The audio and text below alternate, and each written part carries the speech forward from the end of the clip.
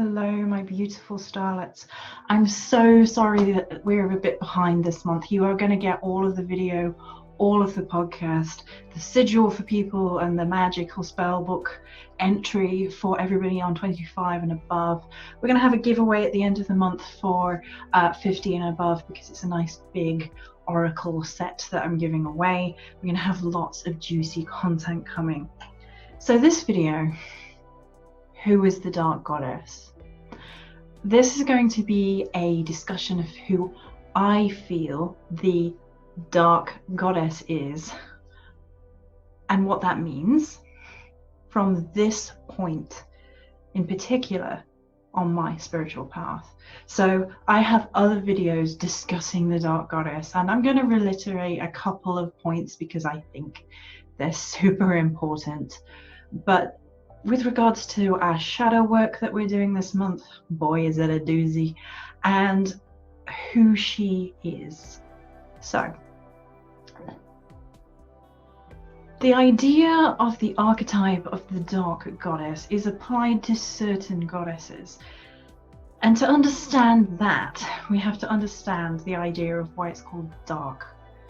There are a number of different explanations as to why this is. The first being the unfortunate correlation between the idea of light is good and dark is bad, which is an unfortunate, oversimplified, persistent, nagging irritation in spiritual circles.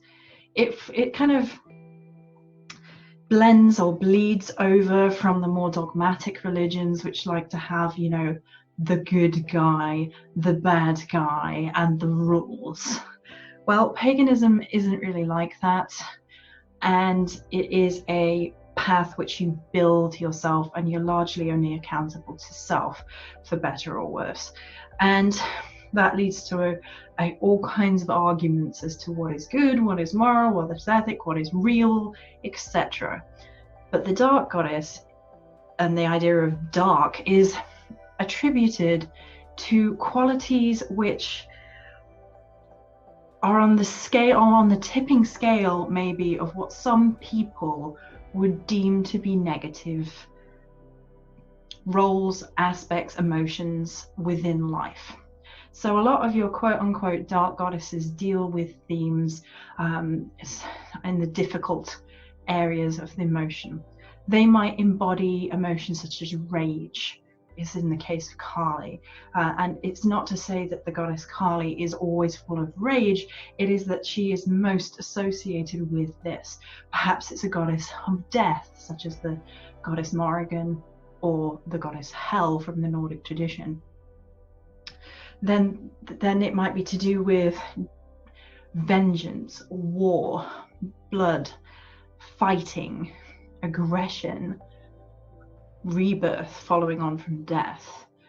It's often to do with subjects which human beings kind of veer away from because they are difficult to comprehend, they're difficult to deal with. Some of the emotions are states that we don't really want to stay in for too long: grieving, pain, anger, all the, you know, quote unquote negative emotions.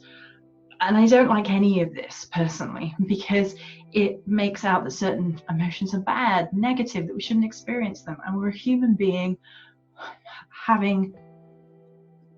we're a soul having a human experience, and we should be open to all emotions. The only problem comes is when we fixate or become stagnant and we stay on one emotion for too long. So the goddesses who are most associated with these elements of life, war, death, blood, fighting, rebirth, the underworld, they are often labeled as dark goddesses. Now, some people make an argument for the fact that they're very... So sort of, how would that best be described?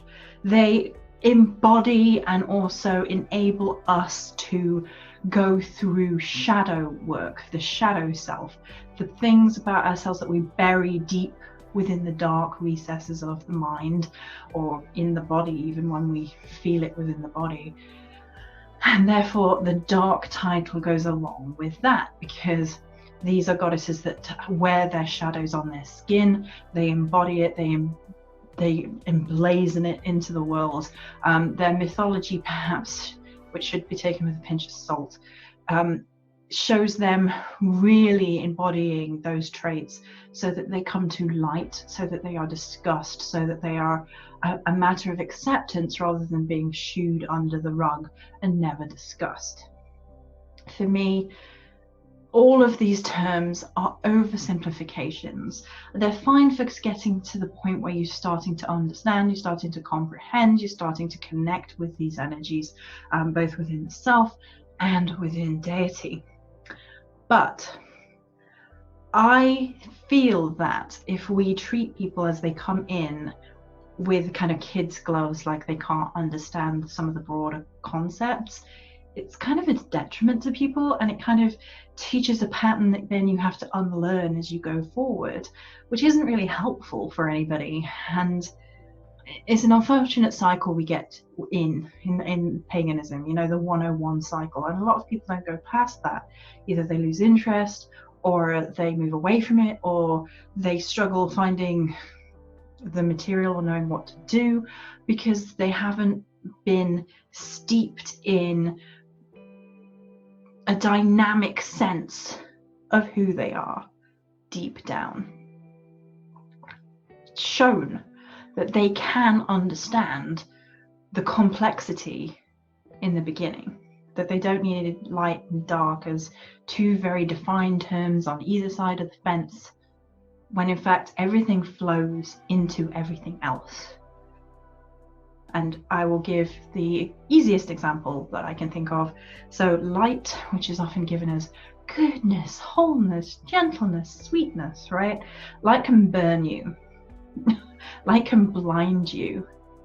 Light can drain you of all life when it is so all-encompassing. It basically becomes sterile.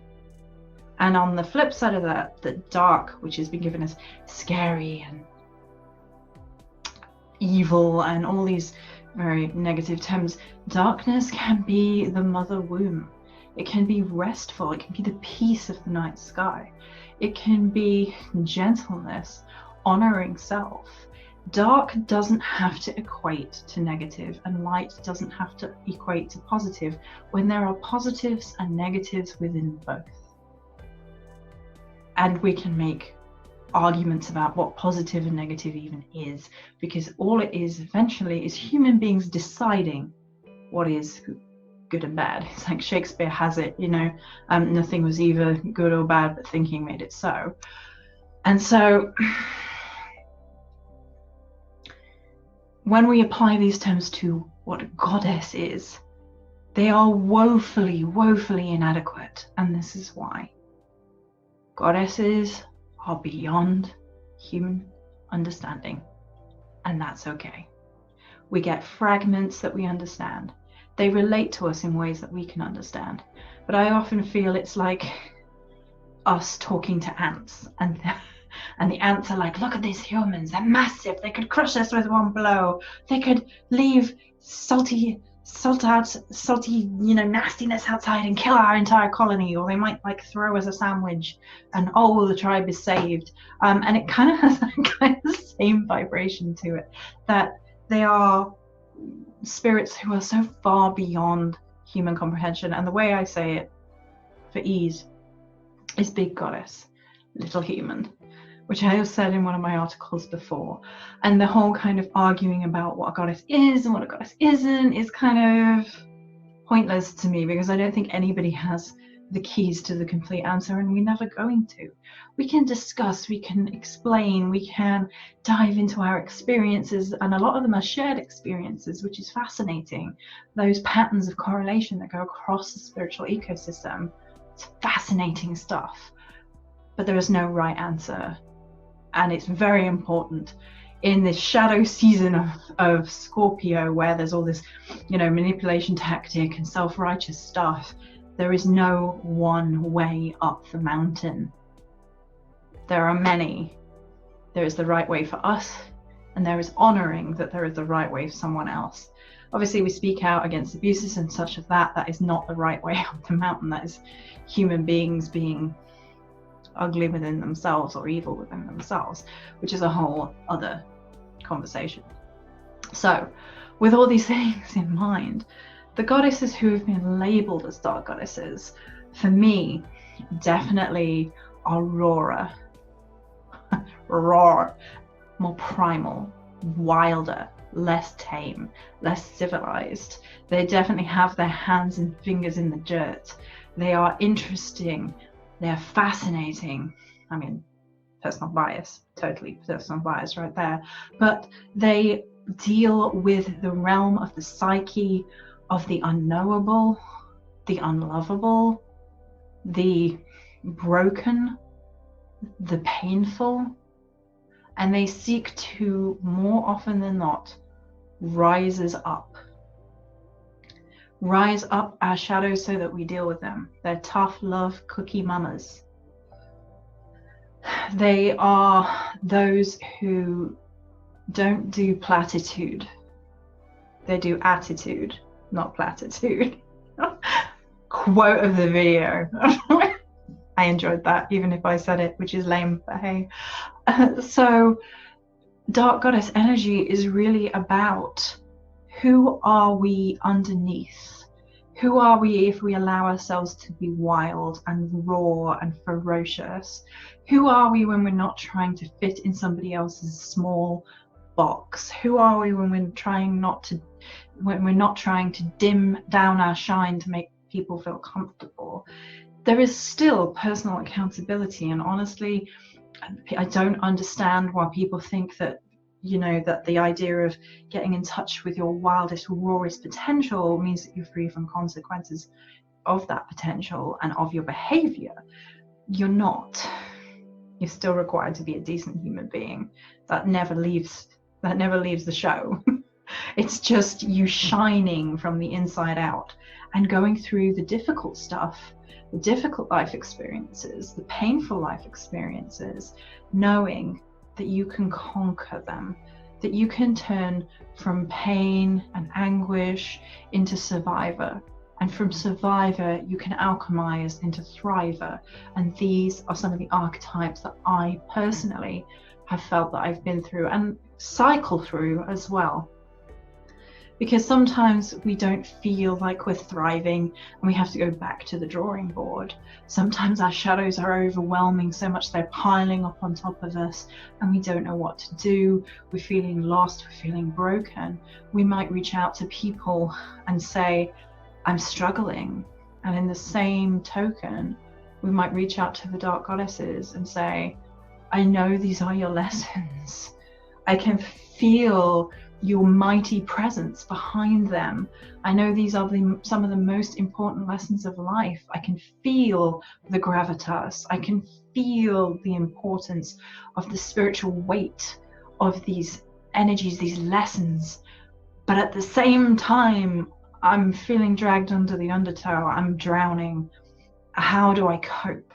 And I had this feeling yesterday, just yesterday, and this is why some of the videos are a bit late and some of the content's a bit late. It's because I'm struggling with some of the lessons and the grieving and things. And I had it yesterday, and I was saying to Mother Morrigan, I don't know if I'm making a difference. I'm seeing failing numbers on YouTube. I'm seeing disinterest in my mind. And there's a perception shadow thing that's happening for sure. Is this making any difference? And I channeled a poem yesterday, and I'll read it to you guys because I think it's really important. It's called Witch Blood. I have salted the earth with bitter tears as I have walked this path. I have bent and broken every bone to hear the forest speak. A witch is made and made again. Spirits lilting, ever present, whispering nonsense and providence alike. I was birthed to this, wrenching against death from the start. A keeper of shadow. Priestess anointed in blood, they speak my name to lessen my gravitas. or to seek to veil me in shame. It only lands if we swallow, and witches, we know how to spit. A simple measure of fire and wit. You cannot unmake what belongs to the Dark Mother, who roams in fireside and decayed boughs alike, the blood in the leaves, dripping with rot and alchemized life. Cycles born with Cheshire grins as the moon rises. I hold only to the will of my ethereal mother, who knows the branded withstand the fire. Every time I have danced at the fringes, wondering if I will ever be let in. Doubtful, witches were not born to popularity if they speak to the core of themselves and not in pretty witticisms or platitudes or self-serving fear-mongering. I think I will go back to the forest when the vines tangle underfoot and the crows speak of ancient things that mankind has long forgot. I will shift my shape into fur and claw, patting against bloody leaves, and feel the witch blood stir once more in my veins. And that is a poem, channeled poetry, channeled messages of divinity, magic, that came directly from my connection to the Morrigan. Being a prophetess, a poetress in truth, is part of her mythology, an ignored part of her mythology by many. It's kind of mentioned in passing and then not really delved in deep, and to me it is one of the most important entry points into the goddess energy, because as we connect, I channel, I speak with a voice which is half my own and half the Morrigan's, the dark goddesses. And some people hear this and think that I am saying things, wildly outlandish things. I am the Morrigan. I never said that, but I've been accused of it, that I have an exclusive line to the Morrigan that no one else has. That I've never said that either, but sure. And people get these very strange, shadowy ideas when we shine who we are, when we express who we are. But as has come to be the point of much of the shadow work of late, and like the poem says, we don't have to swallow what other people are spoon feeding. Instead, we can roar, we can howl, we can stand up, we can move away, we can be silent if that is our choice, which is still a choice, a valid choice, depending on where we're at. And there is a time, as dark goddesses often teach us, to be ferocious and outspoken and loud and active, and there is a time to be silent and contemplative. Cycles, as with all things.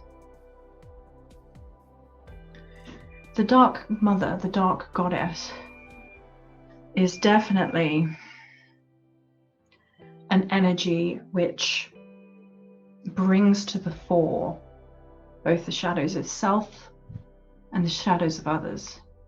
And in the middle is ourselves, our choices, our path, to carve out a new beginning, to lead or follow, to choose and balance.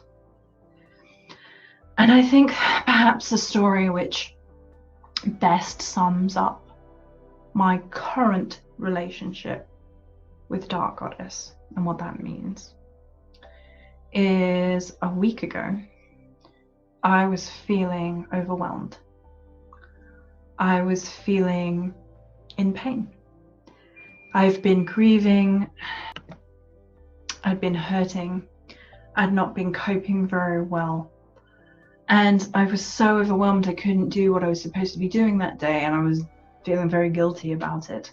And in the end, I had a smudging and I decided to go to the Dark Goddess Temple, and I shared a picture of that online on Facebook. I was in a place where I just was feeling very stressed, and things were coming up from over a year ago that shouldn't even have been in my stratosphere anymore, and I really didn't want to deal with it anymore. It's kind of like shadows sometimes do come up as a result of like regurgitated crap from the past, and unfortunately that means looking at it, dealing with it, and figuring it out, which is often the case, you know.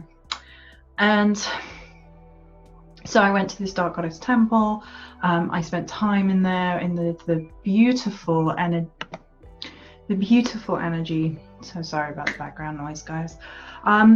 Beautiful energy of divine feminine in womb space. That night I also went to a red tent ceremony, and a red tent ceremony, if you don't know, honors the cycles of women, menstruating women. The one I go to is not as strict as all of that. She allows a more broader scope of people. If you know, she wouldn't reject people, trans women, etc., to the circle should they wish to attend, things of that nature. And I love my circle.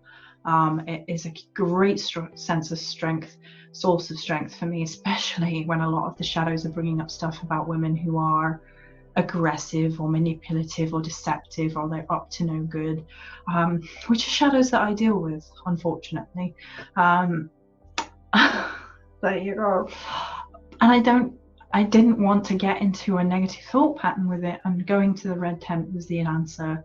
And I was so glad to be able to go. It really was. It was uplifting and beautiful. So in that space, there's transformation, there's shape-shifting, there is just you and the divine. And I feel like the Dark Goddess is sitting in a place of womb energy, a place of darkness, a place of cave and sanctuary, feeling coldness and warmth all at once, feeling the Divine Mother in her element, in her aspects, in her deep earth, finding ways to really connect to her and listening to all the deep-rooted places of the earth, of fire, of earth, of water, of air, of spirit, all things that come together and teach us the lessons that we need, not always the lessons that we want, but definitely the lessons that we need. If you have any more questions for me, or if you'd like me to make a video on a very specific area of the Dark Goddess going forward, just let me know below. This is going to be released initially on Patreon and later will be released on YouTube. So no matter where you're seeing it, feel free to leave your experiences below, or if you have any further questions, just let me know. Like, how do you make this amazing background, Jerry? Well, it's a secret. I'm kind of digging it though, it's fun. So that is going to be it for this particular video. I hope it was insightful. I hope it brought some answers. Maybe it brought more questions, which is always a good thing. More questions. Yes. And that's it. Many blessings, everybody, and I will catch you on the next one.